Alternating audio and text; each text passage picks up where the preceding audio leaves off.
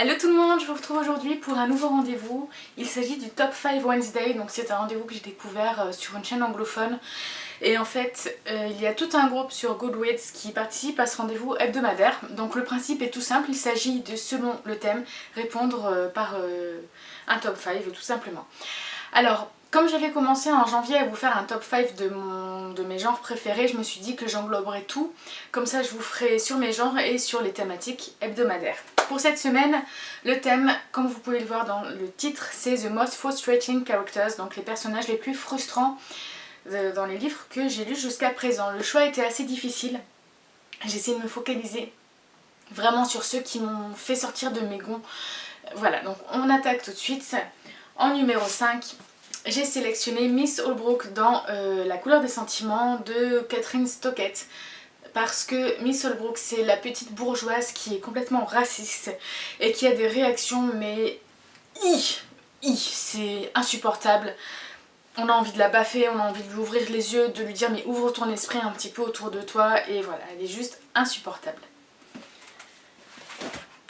En numéro 4, je ne pouvais pas m'empêcher de parler de Harry Potter et donc de Miss Ombrage, donc la professeure, qui, je ne sais même pas s'il y a besoin de la présenter à nouveau puisque la plupart d'entre vous connaissez soit les livres ou les films, ou les deux bien évidemment. Je trouve d'ailleurs que l'actrice qui joue le rôle de Ombrage est juste parfaite parce qu'elle a toutes les petites mimiques très agaçantes, ces petits ou tout, sa collection de châles, le fait qu'elle porte tout le temps du rose, et puis ses idées préconçues, et puis le fait qu'elle est aussi vile et méchante, mais...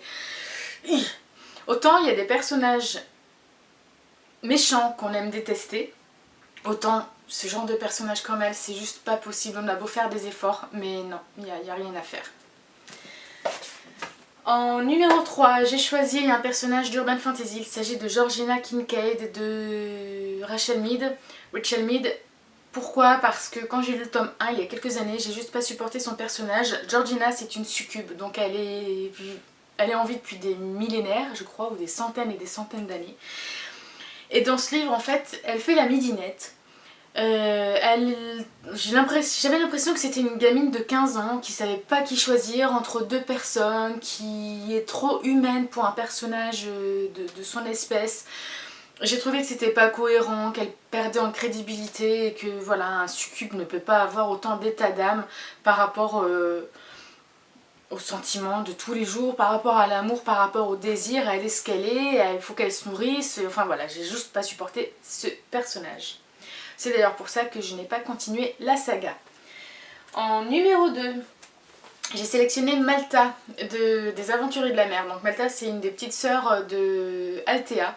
Et c'est juste une petite peste très capricieuse, qui est très gâtée et du coup qui se permet des comportements juste très irritants, et j'avais envie de la secouer plusieurs fois en lisant ce livre.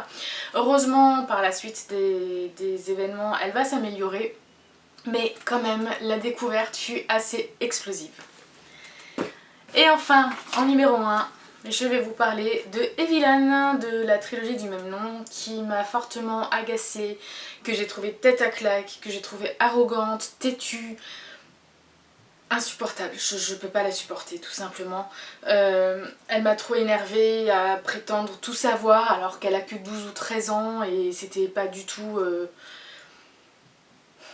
gérable pour moi. Elle m'a trop agacée et j'avais hésité aussi à vous mettre Lyra dans le Royaume du Nord parce que je trouve qu'elles ont un caractère assez semblable l'une à l'autre, mais vu que je me suis fait quand même les 3 cycles d'Evilan, enfin en tout cas de cet univers là, je devais vous parler plutôt d'Evilan que de Lyra. Voilà, donc c'est tout pour ce petit top 5. Dites-moi ce que vous en avez pensé, si vous êtes d'accord avec moi, pas d'accord. Si vous-même vous voulez me transmettre votre top 5, n'hésitez pas dans les commentaires. Et sur ce, je vous laisse et je vous retrouve donc mercredi prochain pour un nouveau top 5. Bye!